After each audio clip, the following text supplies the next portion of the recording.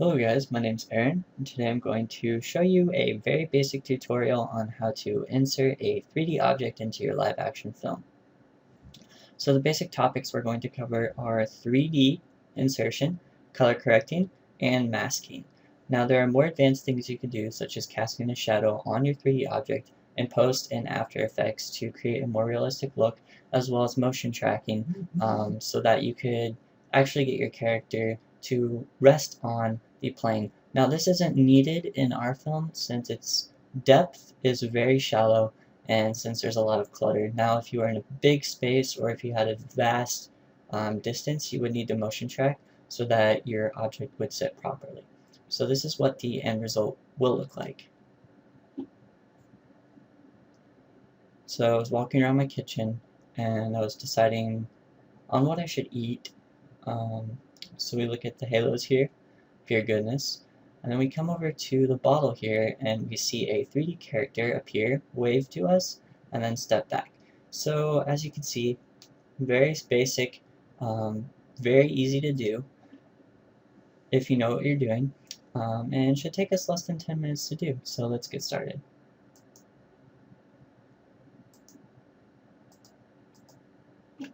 Alright, so I assume you guys are efficient in Maya.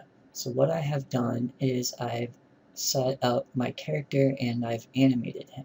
I'll show you the animation in a second.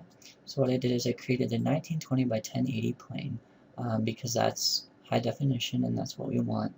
And then if we go to our render camera here, we can see how I lined him up within our scene to the image sequence. So if we play the animation here, you see him step out, wave, and then step back. So that's that's the animation that we are going to use in After Effects with the masking color correcting to get our film.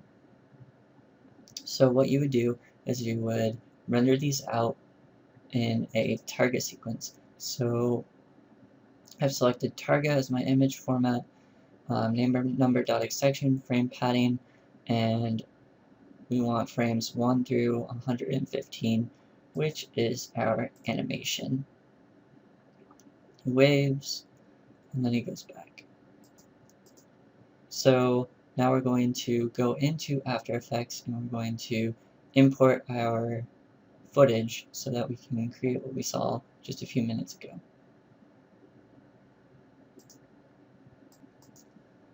Alright, so now that we're in After Effects, we're going to go ahead and import our files.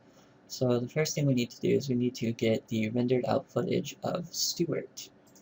So I'm going to go in here, I'm going to grab the target sequence that we rendered out. We rendered out 115 frames. So we only have to grab the first frame, straight unmatted, okay, and it will import the whole footage. Next we need to import our film.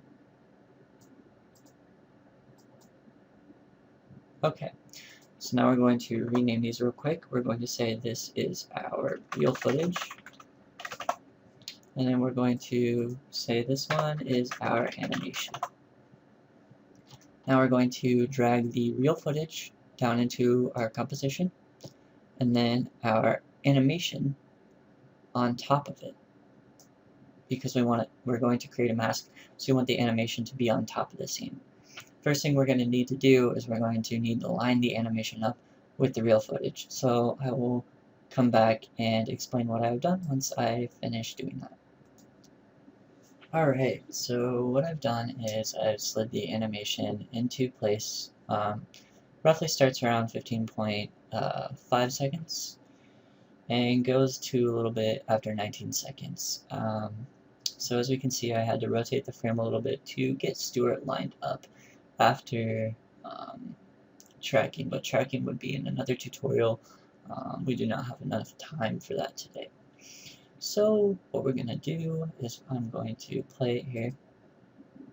So he steps out, he waves, and then he steps back. So the next step we need to take is creating our mask on the edge of this bottle here and then around the rest of the composition so that he comes out from behind the bottle instead of being in the bottle and stepping out. So the first thing we're going to do is we're going to control duplicate or control D, and then we're going to put this footage back on top, and then we're going to shrink it down to the size of roughly a little bit bigger, or the size of the animation, because that's pretty much all we need. So then we're going to put a mask on this layer. So let's zoom ahead here, and right at the start of the animation is where we're going to start our mask. So what we need to do is we need to first make sure we're on this layer. So we'll rename this one so we know. So real footage mask. Okay.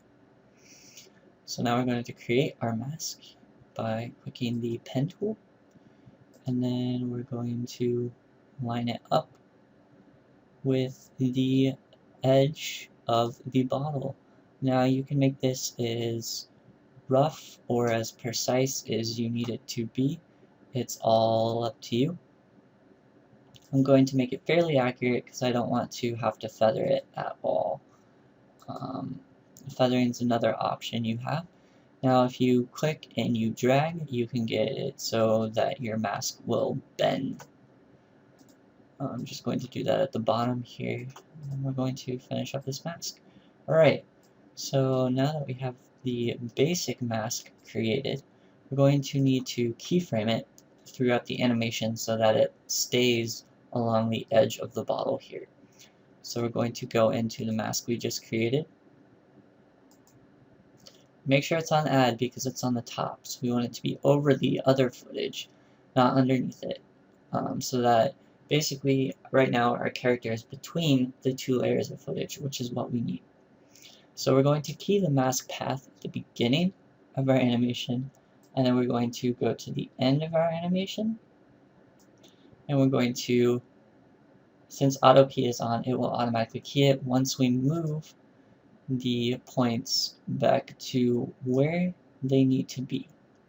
So I'll do this one in real time, and then I'm going to set all the other keys, and I will show you what the mask looks like after it is finished.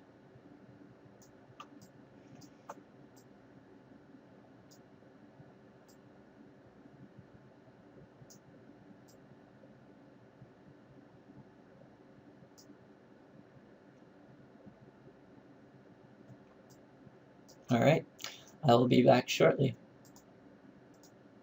Alright, so what I've done is I left you off with a keyframe at the first frame and the last frame of the animation. And then I went 10 frames, every 10 frames in between, and I created a basic mask around the shape of the bottle. So you'll see here in a second, as it's rendering, that Stuart comes from behind the bottle instead of seeing him in it, since we put that extra layer on top of the original footage. He comes out, and he will wave.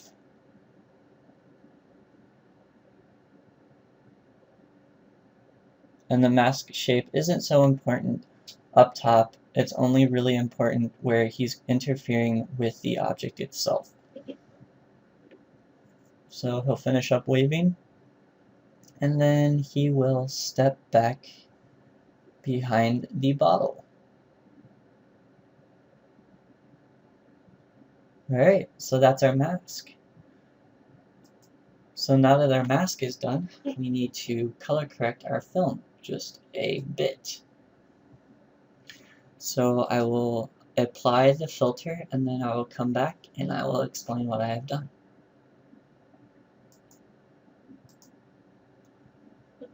Alright, so what I've done is I went into the color correction tab in the effects and presets, and I've selected the curves and applied it. For red, green, blue, RGB, I bumped it up a little bit to give it a little bit more light.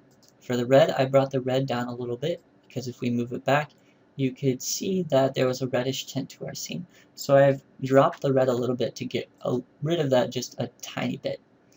On the green, I've also dropped just a little bit just so that the green doesn't stand out as much as it did. On the blue channel, I've raised it a little bit to increase more of the natural light type of feel. So you can see that it was down here and it was pretty green, so I raised it a bit and we come out to more of a natural light. So that's all I've done for the color correction. Excuse me. Alright guys, so that's pretty much it. So what we've done is we've inserted our real footage and animation. We've lined our animation up. We've keyed a mask around the box of wipes, and so we've covered everything that I have wanted to show you in this tutorial. Like I said, there are more advanced ways and more advanced things you can do this with, such as tracking and actually mapping a shadow to our character, but that's not what this tutorial was supposed to cover. So I hope you guys enjoyed it. I'll render it out and then I will play what we have just created. Alright, so here's the footage we just created. As you can see, it's color corrected, and in a minute you'll see the 3D character that we put in our scene with the mask applied on top of the real footage with a duplicate real footage layer. So here's Stuart coming out, waving, and then stepping back behind the object. Thank you for watching the tutorial. Hope you enjoyed.